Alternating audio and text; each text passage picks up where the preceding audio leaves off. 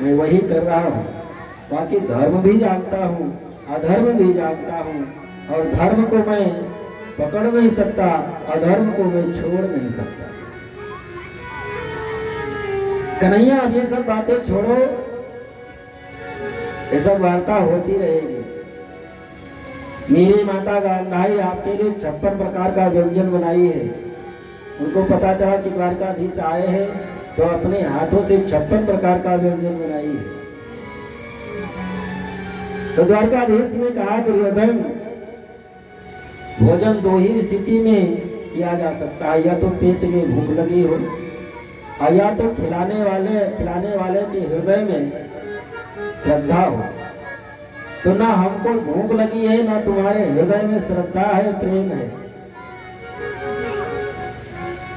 लेकिन हमारा निमंत्रण हो चुका है। कहाँ निमंत्रण हो चुका? विदुर जी के यहाँ। अरे कन्हैया, आप तो द्वारिका से सीधे महल चले आए, कब आपको निमंत्रण मिल गया? कन्हैया ने कहा कि हमको निमंत्रण पत्र के द्वारा द्वारिका में ही प्राप्त हो गया था।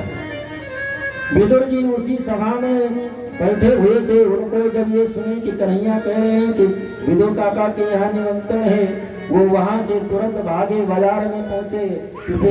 किसी के यहाँ से मक्खन ले रहे हैं, कहीं से रबड़ी ले रहे हैं, कहीं से लड्डू ले रहे हैं, कहीं से दही ले रहे हैं कि कन्हैया ने कहा है तो जरूर घर पहुंचेंगे।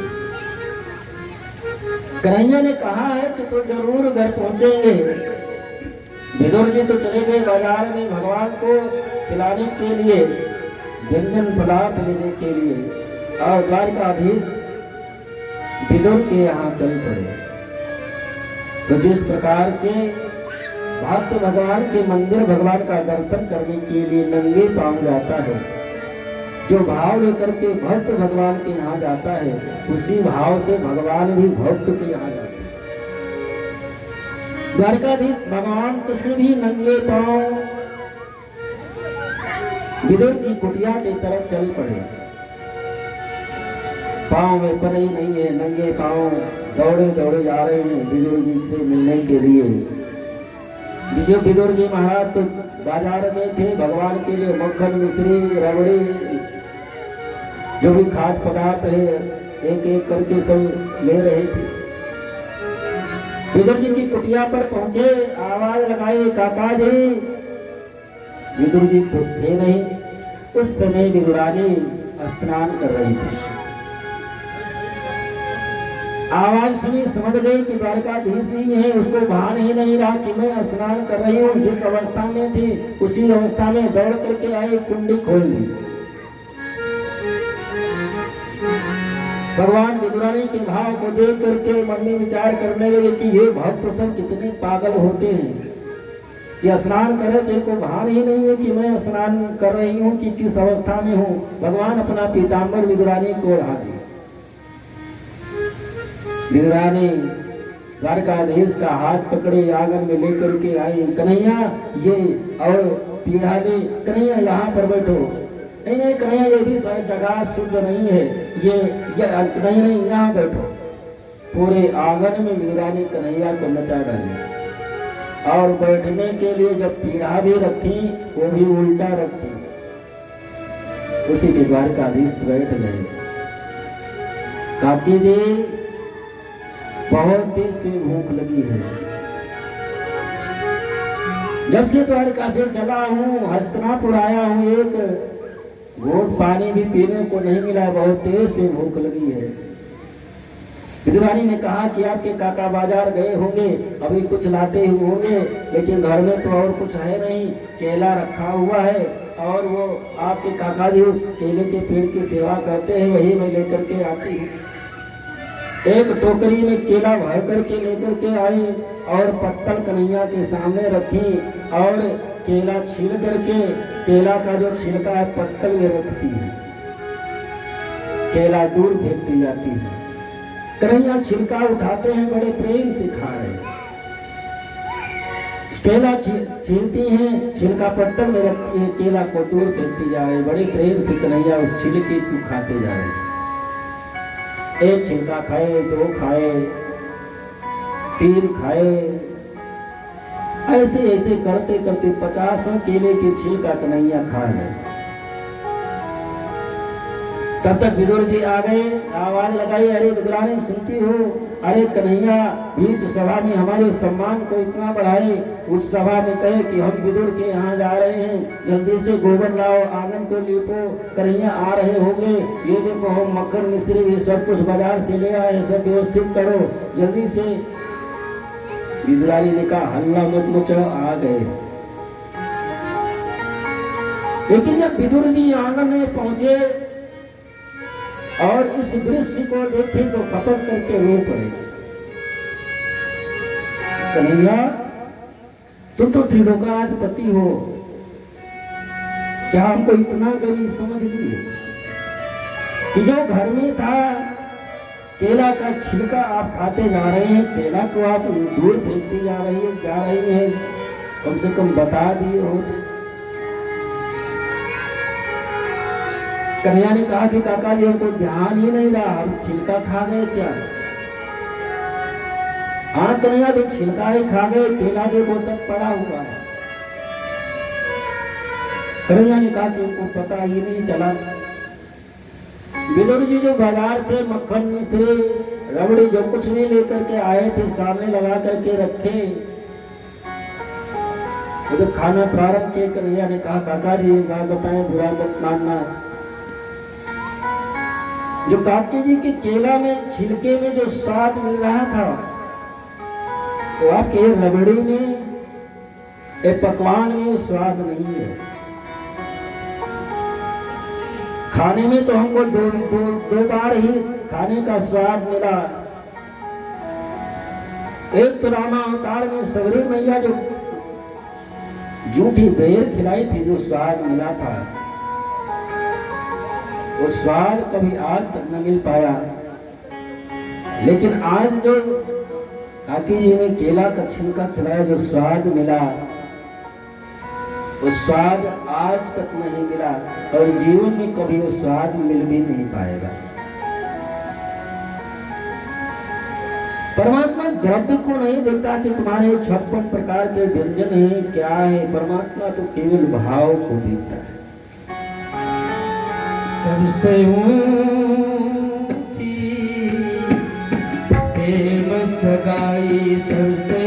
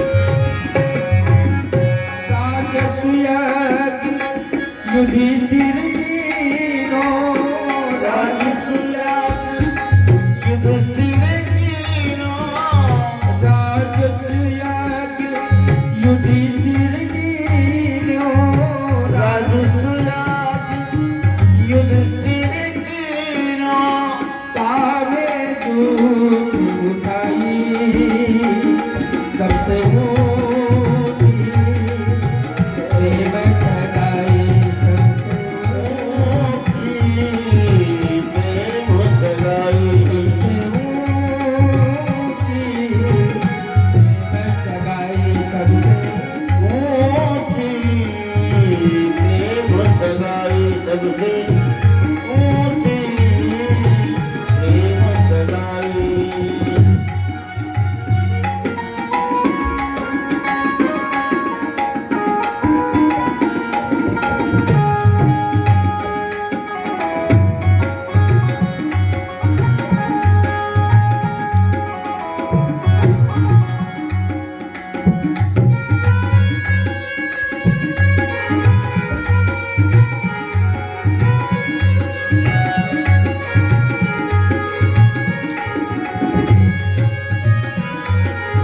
प्रेम सगाई सबसे सबसे प्रेम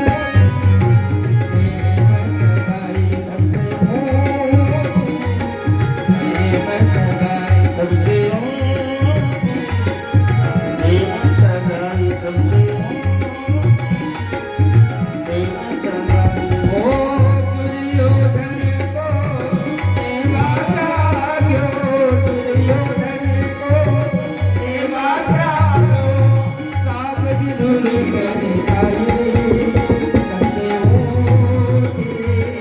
प्रेम सगाई प्रेम सगाई सबसे मोटी प्रेम सगाई सबसे मोटी प्रेम सगाई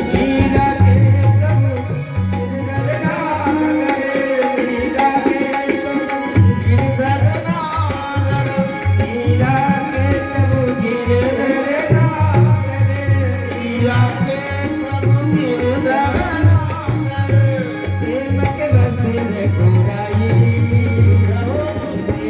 मोती प्रेम सगाई सबसे मोती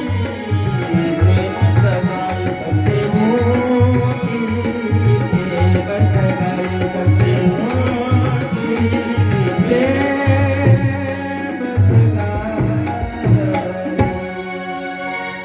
परमात्मा केवल भक्त के हृदय को देखता है। श्री सुखदेव जी महाराज कहते हैं कि विदुर जी का हृदय कितना निर्मल था, भगवान के प्रति कितना प्रेम था। इसका सबसे बड़ा उदाहरण यह है कि जब द्वारकाधीश भगवान कृष्ण अपनी लीला का संवरण करके जब स्वधाम जाने लगे, तब उद्धव तो जो भगवत तत्व प्रदान करने के बाद में भगवान उद्धव से कहते हैं कि हमारे काका विदुर से जाकर के हमारा संदेशा जरूर बताएं। अंतिम समय में भगवान स्वधाम जाते समय विदुर जी को ही याद किया। उद्धव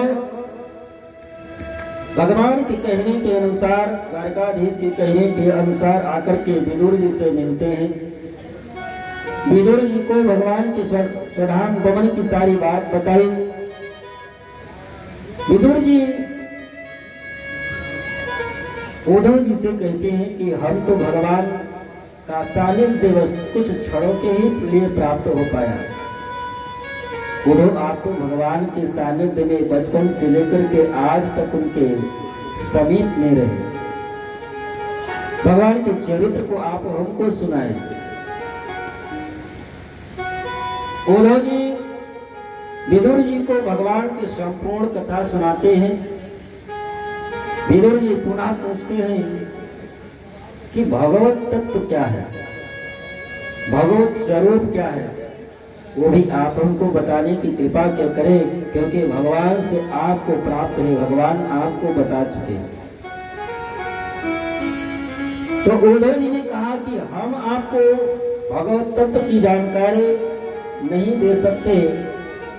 यदि भगवत तत्व की आपको जानकारी प्राप्त करनी है तो आपको मैत्री जी से मिलना होगा।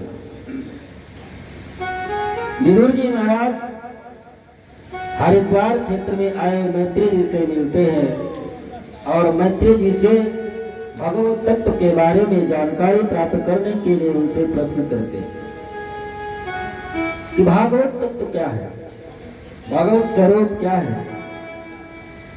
और विदुर जी मैत्री जी से पूछते हैं कि एक बात आप बताएं, ये जो संपूर्ण सृष्टि जो दिखाई पड़ती है ये सब भगवान का ही अंश है। जड़ चेतन, पशु पक्षी, वृक्ष, पहाड़, पौधे, ये संपूर्ण संसार से भगवान से ही, उस ब्रह्म से ही उत्पन्न है।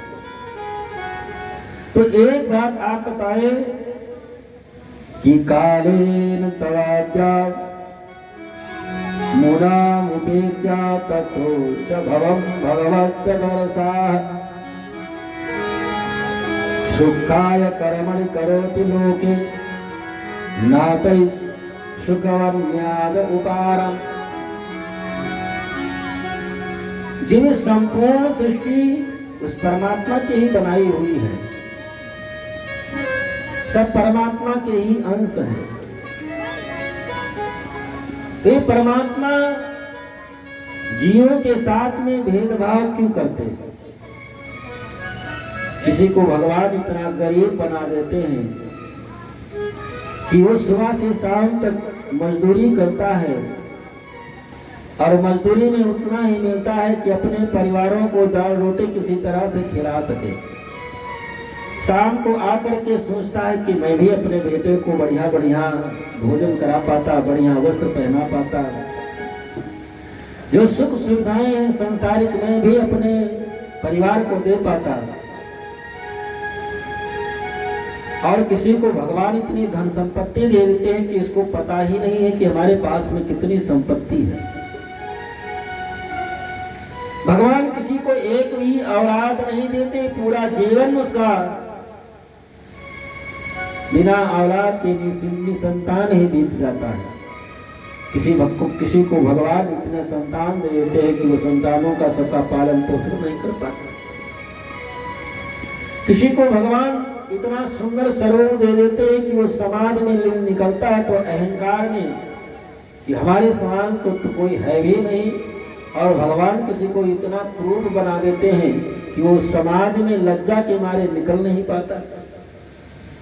भगवान किसी को इतना ज्ञान दे देते हैं कि हमारे अहंकार के उसको लगता कि हमारे समान कोई ज्ञानी नहीं है, और भगवान किसी को इतना मूर्ख बना देते कि समाज में वो बैठने लायक नहीं रहता। भगवान किसी को चोर डाकू बदमाश बना देते, किसी को साधु बना देते। ये परमात्मा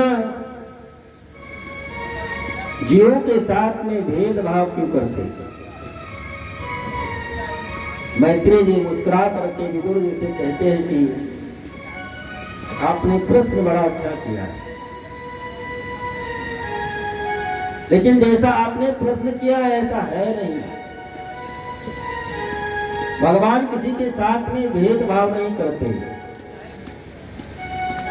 जैसे एक किसान, उदाहरण देकर के समझाते हैं कि जैसे एक किसान अपने खेत में कई तरह के वृक्ष लगाया, सभी वृक्षों की समान रूप से सेवा कर रहा है, समान रूप से सबको जल दे रहा है, और वो वृक्ष बड़े हो गए। जब वृक्ष बड़े हुए तो किसी वृक्ष के फल को तोड़ करके वो खाया, बहुत मीठा लगा। आम, सेब इत्यादि बढ़िया सुंदर फल रहे होंगे। दूसरे वृक्ष के फल को तोड़ करके खाया, बड़ा खट्टा लगा। इमली, आंवला इत्यादि वो वृक्ष रहे होंगे। तीसरे वृक्ष का फल तोड़ करके खाया, बड़ा कड़वा लगा।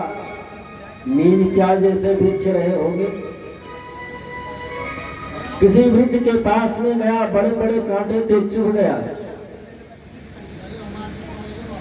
तो किसान क्या वृक्ष जो लगाया था तो जलपान तो सबको समान रूप में दिया, कोई भेदभाव तो किया नहीं था। ऐसा तो है नहीं कि जिस वृक्ष के फल मीठे हैं उसमें ले जाकर के मीठा डाला हो, या जिस वृक्ष के फल कड़वे लगे उसमें जाकर के कड़वाहट डाली थी, ऐसा तो किया नहीं था उसने तो समान रूप में सबका सेवा किया। तो मैत्री जी कहते हैं इसी प्रकार से परमात्मा भी सभी जीवों को समान रूप में पृथ्वी पर भेजता है, लेकिन अपने कर्मों के अनुसार वो सुख दुख भोगता है। वो जैसा कर्म करता है उस कर्म के अनुसार ही उसको सुख मिलता है, दुख मिलता है, ज्ञानी होता है, मूर्ख होता है। परमात्मा न किसी को मूर्ख बनाते हैं, ना ज्ञानी बनाते हैं, ना परमात्मा किसी को सुख देते हैं, ना परमात्मा किसी को दुख देते हैं, ना परमात्मा किसी को गरीब बनाते हैं, ना परमात्मा किसी को अमीर बनाते हैं। कर्मणा जायते जंतु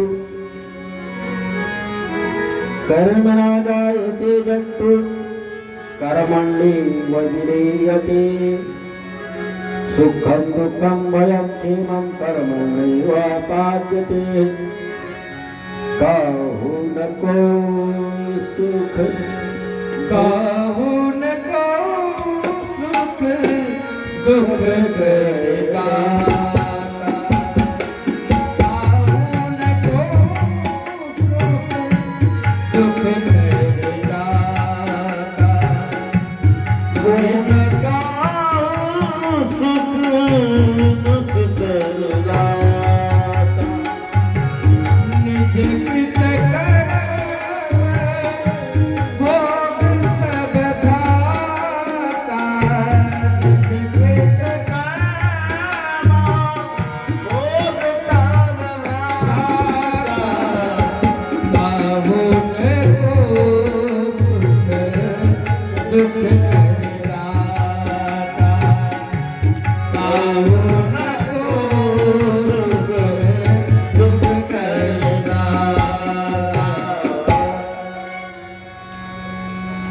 मैत्री जी कहते हैं कि भगवान किसी को सुख नहीं देते, भगवान किसी को दुख नहीं देते।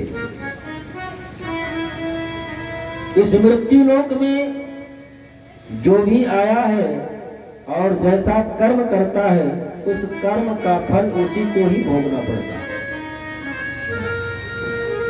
कर्म का फल कोई दूसरा नहीं भोगेगा। और जो भी मृत्यु लोक में आता है, जो कर्म करता है, कर्म का फल तो निश्चित रूप में भोगना ही पड़ेगा। चक्रवर्ती सम्राट महाराज दशरथ जो पूर्ण परात्पर पावन परमेश्वर परमात्मा भगवान के पिता थे, लेकिन श्रवण कुमार को बाण मारे उनके माता पिता पुत्र के वियोग में शरीर छोड़े तो उनको भी पुत्र के वियोग में ही शरीर छोड़ना पड़ा। भगवान भी जब ब्रह्म भी इस धरातल पर मानव के रूप में आता है लीला करने के लिए, तो भगवान भी जो कर्म करते हैं भगवान को भी कर्म का फल भोगना पड़ता है। हम आप तो जीव है, मानव है। भगवान राम बाली को छुप करके बाण मारे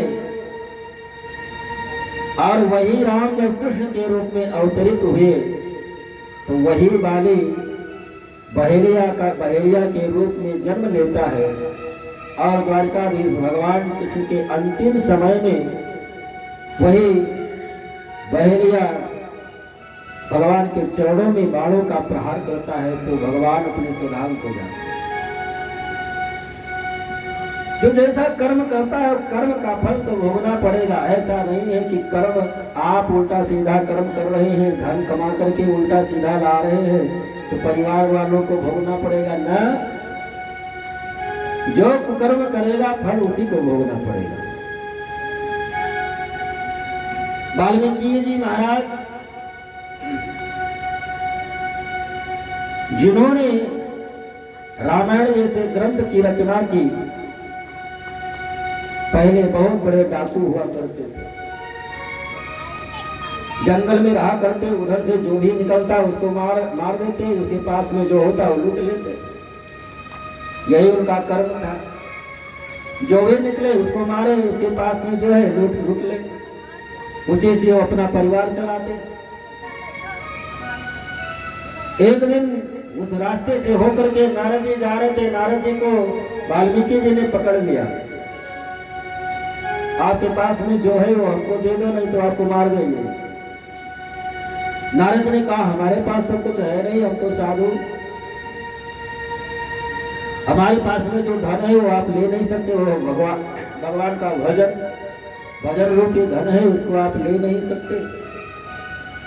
वाल्मीकि जी ने कहा कि बाबा हम ऐसे जाने तो नहीं देंगे, क्योंकि जो भी इस रास्ते से गया उससे कुछ बिना लिए हम आज तक उसको छोड़े नहीं गए।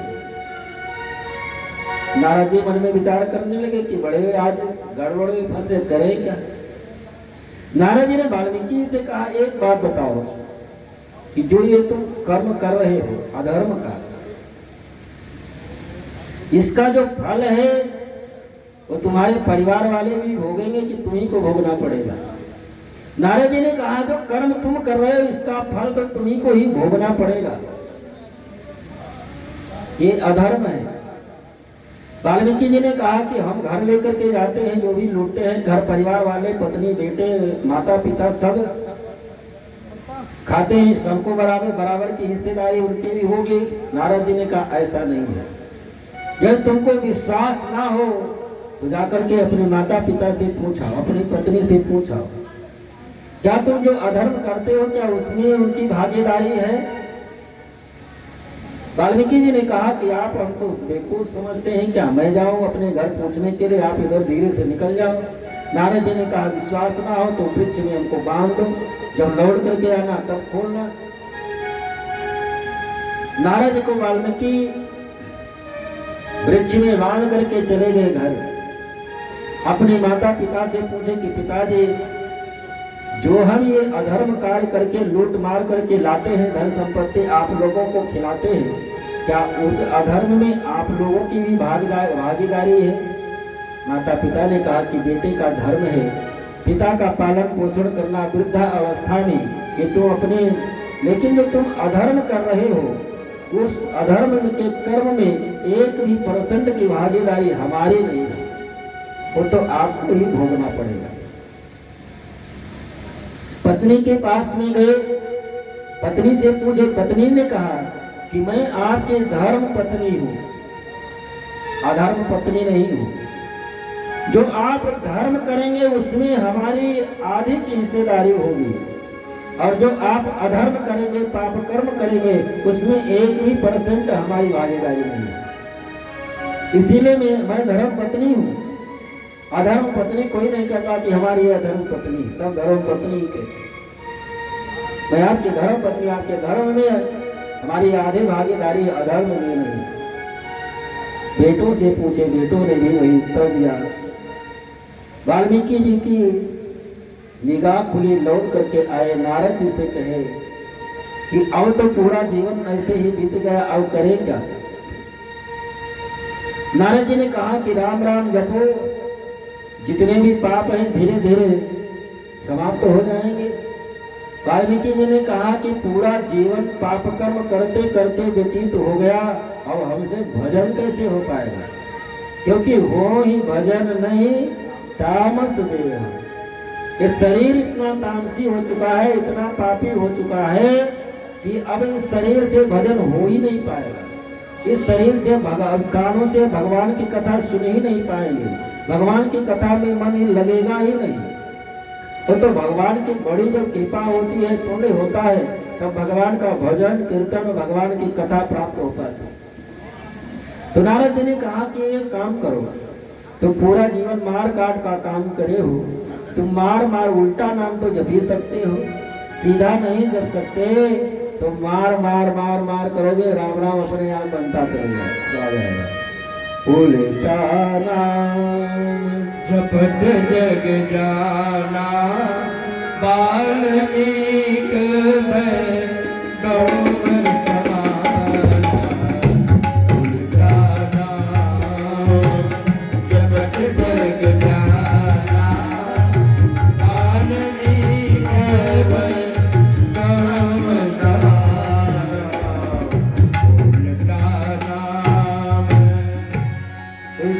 जब करके वाल्मीकि ब्रह्मर्षि हुए, रामायण जैसे ग्रंथ की रचना की।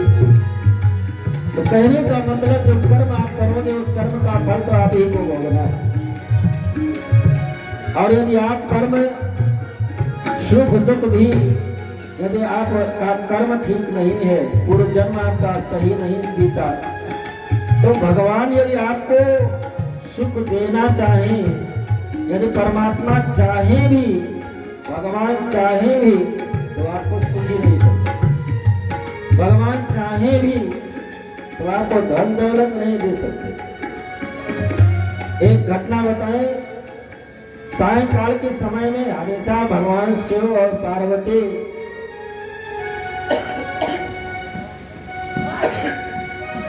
निकलते हैं देखने के लिए कि कौन दुखी है कौन सुखी है। एक दिन भगवान शिव को रोक करके पार्वती जी कहने लगे कि ये जो झोपड़ी में परिवार रहता है, इनको देख करके कभी आपको दया नहीं आती? भगवान शिव ने कहा क्यों? ये बेचारे इतने गरीब हैं कि उनके मकान पर सही सलामत छप्पर भी नहीं है, खाने के लिए हमको तो नहीं लगता कि ये दिन में सभी लोग बैठ करके भोजन कर लेते होंगे, इतने गरीब हैं, आप तो ऑर्डरदानी है। भगवान शिव ने कहा कि इनको हम अनेक बार देने का प्रयास किए, लेकिन ये लेते ही नहीं, सबसे थक्कड़ महात्मा है। पार्वती ने कहा ठीक है, चलो आज आप हमारे सामने इनको तो देखती हूँ मैं कैसे नहीं लेते। चलो मैं देखती हूँ कैसे नहीं ये लेते हैं। पार्वती जी भगवान शिव को लेकर के आए उस परिवार के पास में। भगवान शिव परिवार वालों से कहा कि हम भगवान शिव हैं तो हम प्रसन्न हैं देवी जी के कहने से, और हम 3 वरदान देंगे। एक वरदान यदि हम दे रहे हो त्रिलोकाधिपति बन जाए, लेकिन हम आपके ऊपर इतना प्रसन्न हैं कि हम 3 वरदान देंगे। एक वरदान परिवार का एक व्यक्ति मांगेगा। परिवार वालों ने कहा, बड़े प्रसन्न हुए कि भगवान शिव आए, बिना तपस्या के बिना पूजा पाठ के वरदान देने के लिए, बड़ी अच्छी बात है। तो जो घर की मालकिन थी वृद्ध हो चुकी थी, और वरदान मांगने का जब नंबर आया तो उसको अपनी 16 साल की उम्र याद आ गई कि मैं 16 साल की नवयुवती थी तो हमारा शरीर इतना सुंदर था, अब वृद्धा हो गई, मुंह में दांत नहीं, शरीर के जो जितने भी अंग हैं ये सब ढीले पड़ गए, चमड़ी ढीली पड़ गई। अब भोले बाबा आ गए हैं, वरदान मांगने को कह रहे हैं, तो क्यों ना 16 साल की उम्र ही मांग लूं बाबा से। तो वृद्धा माता ने कहा कि बाबा यदि आप देना चाहते हैं तो हमको 16 वर्ष की नवयुवती बना दे। भगवान शिव ने कहा तथास्तु। तो वृद्धा माता 16 साल की नवयुवती बन गई।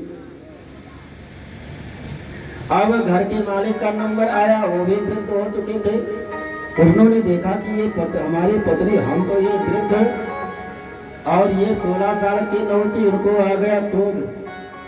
भगवान शिव ने कहा जल्दी वरदान मांगो, जो मांगना चाहते हो मांग लो। घर के जो मालिक थे वृद्ध थे, उन्होंने कहा, मन में क्रोध आया कि ये देखो हम तो वृद्ध 16 साल की नवयुवती। भगवान शिव से कहा कि यदि आप प्रसन्न है वरदान देना चाहते हैं तो इसको कुतिया बना दो। कहा 16 साल की नवयुवती बनी थी, वो बन गई कुतिया। अब बेटे का नंबर आया, बेटे से कहे कि भैया तुम भी मांग लो वरदान, जो मांगना चाहते हो मांग लो। बेटे ने कहा मांगना क्या है?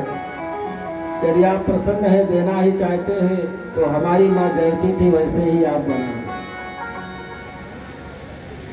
भगवान शिव 3 वरदान दिए, लेकिन जहां के तहां ही रहे।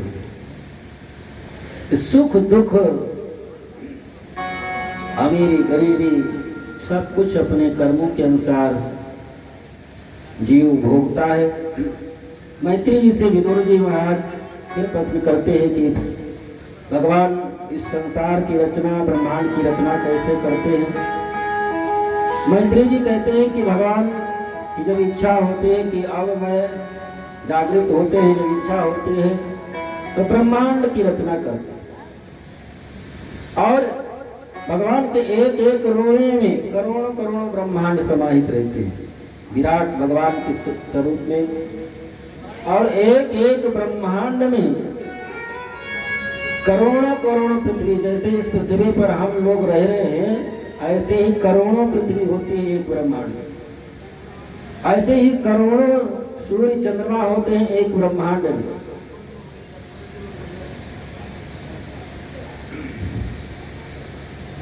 और 4 युगों का निर्माण करते हैं, सतयुग, त्रेता, द्वापर, कलयुग।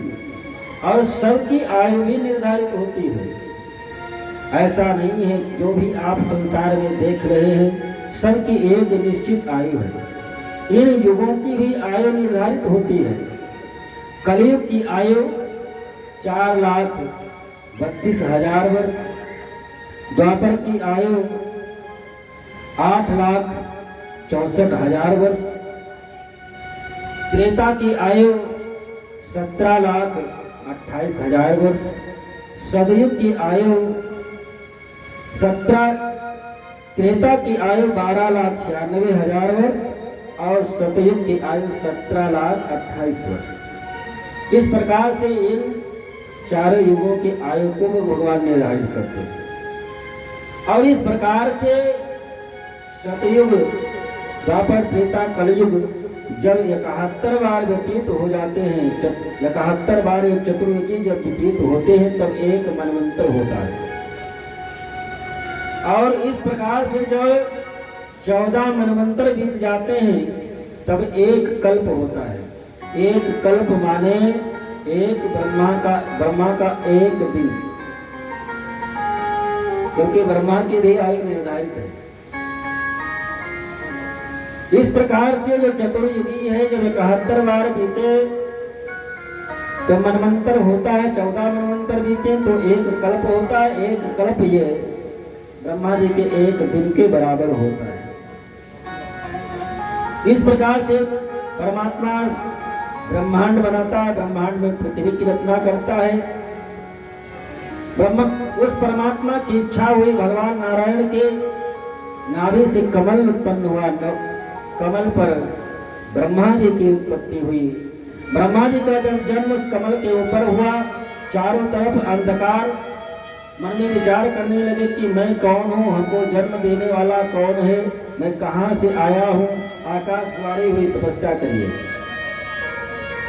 हजारों वर्षों तक कठिन तपस्या ब्रह्मा जी करते रहे। फिर मन में विचार आया कि इस अंधेरे में मैं कब तक रहूंगा, कौन हूं मैं। उस कमल के नाल को पकड़ करके नीचे उतरने का प्रयास किए, कई वर्षों तक नीचे उतरते गए लेकिन फिर भी था न पाए। फिर आकर के ऊपर बैठ गए, कठिन तपस्या करते रहे। भगवान नारायण कृपा करके ब्रह्मा जी के सम्मुख प्रकट हुए और ब्रह्मा जी से कहे कि आप ब्रह्मा हैं, हमारे द्वारा आपकी उत्पत्ति हुई है, आप सृष्टि करिए। तो सृष्टि किसकी करें, कैसे करें? भगवान नारायण पंचतत्व प्रदान करते हैं। इस पंचतत्व के द्वारा आप स्त्री और पुरुष की संरचना करें। तो ब्रह्मा जी मन में विचार किए, भगवान स्त्री और पुरुष की संरचना करने के लिए, सृष्टि करने के लिए कहे हैं। तो ब्रह्मा जी समझ नहीं पाए कि अलग अलग करना है। वो स्त्री और पुरुष दोनों को एक साथ सृष्टि करना प्रारंभ कर दिया, जिसको कहते हैं किन्नर। प्रथम सृष्टि किन्नरों की ब्रह्मा जी ने की। इसीलिए किन्नरों का आशीर्वाद उसरा बहुत लगता है। किन्नरों की सृष्टि की, ऐसा देख करके भगवान शिव, भगवान विष्णु मुस्कुराए। भगवान विष्णु ने कहा कि देखो एक किन्नरों से ही सृष्टि भर देंगे। भगवान ने कहा कि नहीं, स्त्री और पुरुष अलग अलग सृष्टि करना है। ये एक में दोनों, एक किन्नरों की सृष्टि जो आपकी ठीक नहीं है, लेकिन फिर भी अब सृष्टि हो ही गई है। तो सबसे पहले फिर ब्रह्मा जी मानसिक सृष्टि करते हैं। मानसिक सृष्टि में मरीच, भृगु, वशिष्ठ, अत्रि, अंगिरा, पुलस्त, पुला, क्रतु और दक्ष, इनकी मानसिक सृष्टि की। और नारद जी गोद से उत्पन्न हुए। धर्म भगवान के वक्षस्थल से उत्पन्न हुआ, अधर्म भगवान के पीछे पृष्ठभाग से उत्पन्न हुआ। इस प्रकार से मानसिक सृष्टि ब्रह्मा जी करने लगे। लेकिन मानसिक सृष्टि से क्या सृष्टि कैसे बढ़े?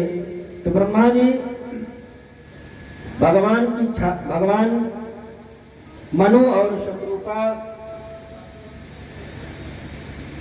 किसी उत्पन्न करते हैं और इन्हीं के द्वारा आगे चलकर के सृष्टि का विस्तार होता है।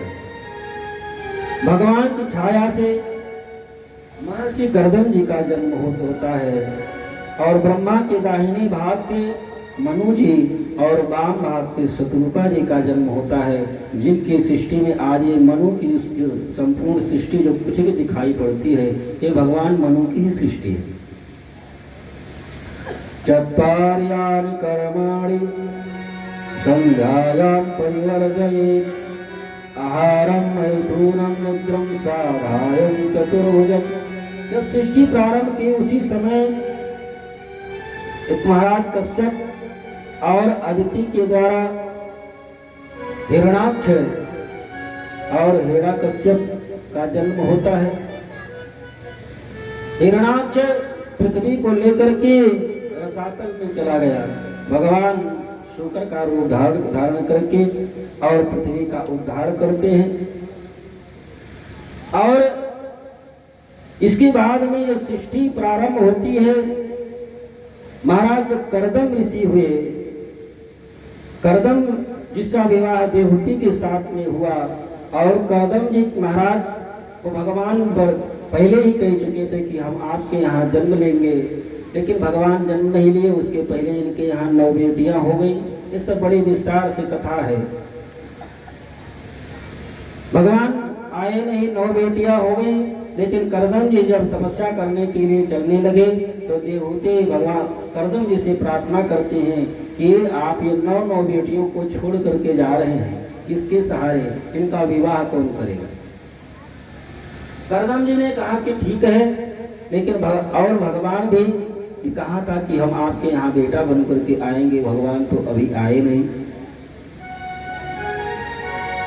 कर्दम जी इन 9 बेटियों का विवाह जो ब्रह्मा जी के द्वारा जो मानसिक सृष्टि में जो मानस पुत्र थे 9 ऋषि, इनके साथ में इनका विवाह करते। इनकी प्रथम बेटी जो थी सबसे बड़ी कला का विवाह मरीच ऋषि के साथ में करते। जो भी आज हम लोग अपना गोत्र बताते हैं, इन 9 ऋषियों का, इन 9 ऋषियों के द्वारा ही संपूर्ण सृष्टि हुई है। आगे जो सृष्टि बढ़ी इसीलिए इन ऋषियों का ही हम लोग आज गोत्र बताते हैं। कला का विवाह मरीचि के साथ में हुआ और मरीच के पुत्र हुए कश्यप और दिति। कश्यप हुए और इनका विवाह दिति और अदिति के साथ में हुआ और इन्हीं दिति और अदिति से देवता और दैत्यों का जन्म। दूसरी बेटी इनकी हुई अनुसुईया। अनुसुईया जी का विवाह अत्रि जी के साथ में हुआ। अत्रि और अनुसुईया की बड़ी अच्छी कथा एक आती है कि भगवान ब्रह्मा, विष्णु और भगवान शिव को ये बालक बना करके ये पालने में जुड़ाए। अत्रि का विवाह अनुसुईया जी के साथ में जब हो गया, ये इतनी पतिव्रता थे कि इनकी ख्यात तीनों लोकों में फैली हुई। एक दिन नारद जी भ्रमण करते हुए ब्रह्मलोक पहुंचे और अनुसुईया जी का गुणगान करने लगे कि उनके समान पतिव्रता तीनों लोकों में कोई नहीं है। ब्रह्माणी को अहंकार हुआ कि हमसे भी बढ़कर के क्या अनुसुईया है।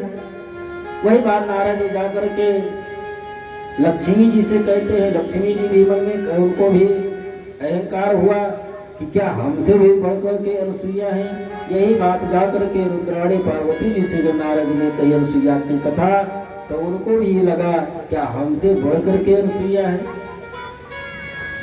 ब्रह्माणी और पार्वती, लक्ष्मी, ये तीनों देवियां अपने अपने पति को भेज दी अनुसुईया की परीक्षा करने के लिए।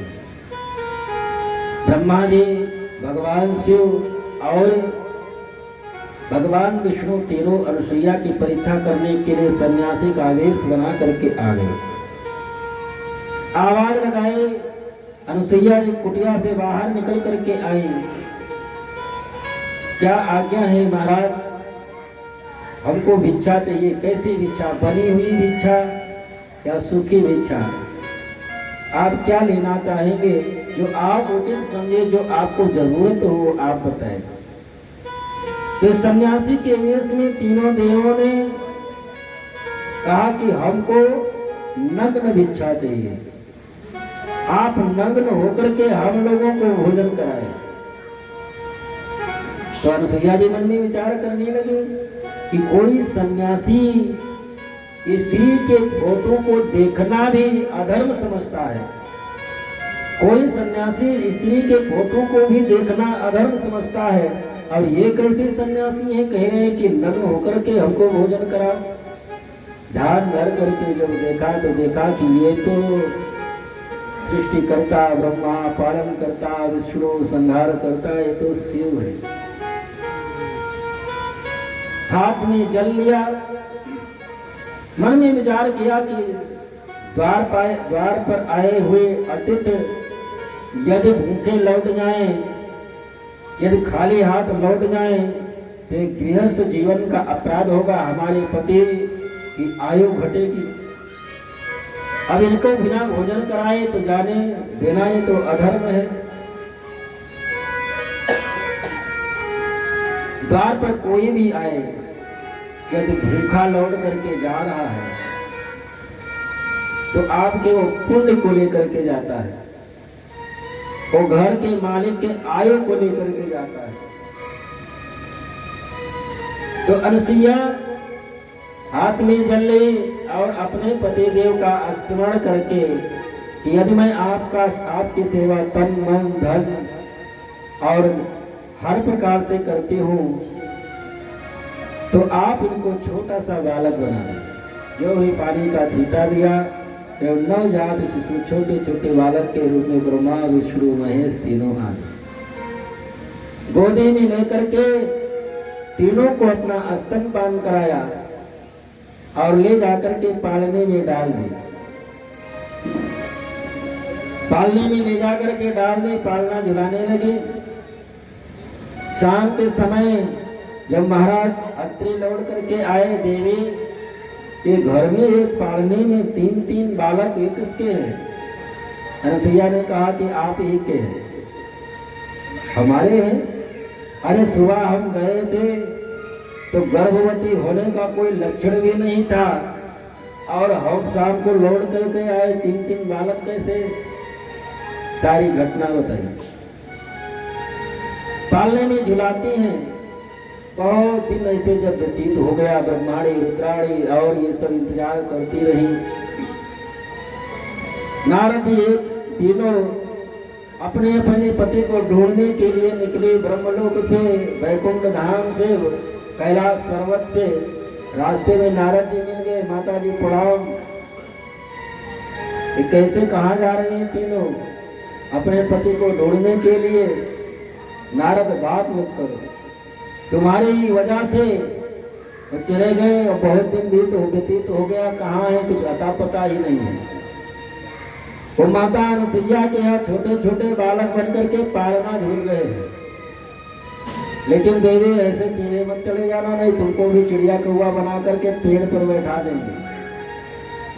पहले आवाज लगाना, उनकी आज्ञा मिल जाए तब कुटिया में प्रवेश करना।